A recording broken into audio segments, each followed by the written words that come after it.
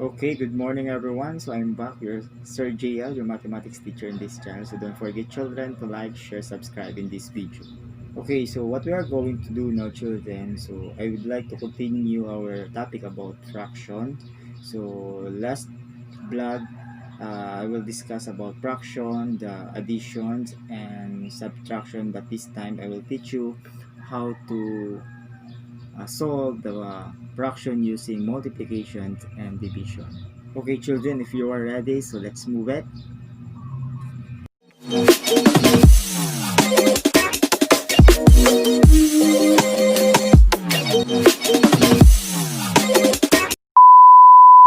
Okay, so this time, children, I would like to show you or to teach you how to solve fraction using multiplication and division. So as you can see, we have a 4 given fraction here. So let us solve. So first, we have here number 1, 3 over 5 times 8 over 9. So what is the product of number 1? So what we are going to do, first you need to multiply the numerator and the first numerator and the second numerator. Okay? Then after that, second is you multiply the denominator, both denominator first and second. So simply, you, you multiply numerator and denominator. 3 times 8 become 24. And 5 times 9 become 45. See, that is your answer. So easy, right? Now how about number 2? So we have here 3 over 8 times 5 over 7. So again, so multiply the numerator and second multiply the denominator.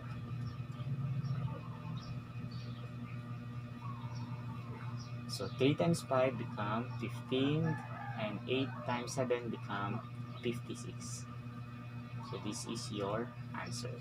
So how about in division? So to multiply fraction in division, so you need to cross multiplication or inverse natin yung second fraction. Like for instance, so 8 over 9. So since na i-kuha natin siya, i-divide, so gagawin natin siya multiply, i-inverse natin lang yung second fraction. So magiging 5 over 3 kasi inverse natin yung 3/5. Okay, so pwede na natin siyang i-direct. Numerator times numerator and denominator times a denominator. So 8 times 5 become 40, then 3 times 9 become 27. So that is your answer. So now, how about number 4? So kung mahirapan kayo dito, pwede nyo siyang i-direct cross multiplication like this. Cross multiplication nyo siya. So magiging 6 times 8 and 7 times 3. So pwede na yan siyang i-direct answer. So multiply. 6 times 8 become 48. Then 7 times 3 become 20. So that is your answer. Okay?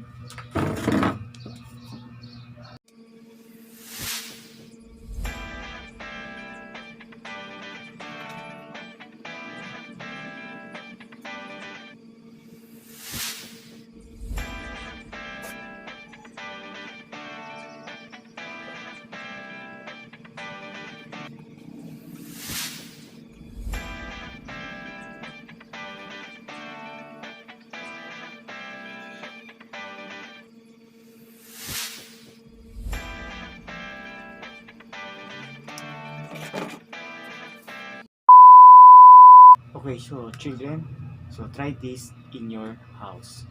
A few moments later.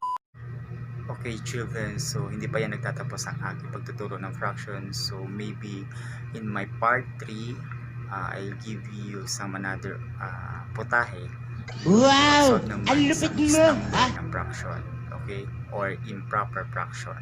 So abangan niyo ako doon. Thank you. So hopefully mag-subscribe kayo sa aking channel. Thank you. Okay, so children, so that's it for now. So meron pa akong ibang ibibigay na putahe sa inyo about mathematics. So don't forget to like, share this video to your friends, relatives, and family. Okay, so children, so that's it for now. So abangan nyo ako sa next vlog ko. So don't forget, be happy. God bless everyone. Bye-bye.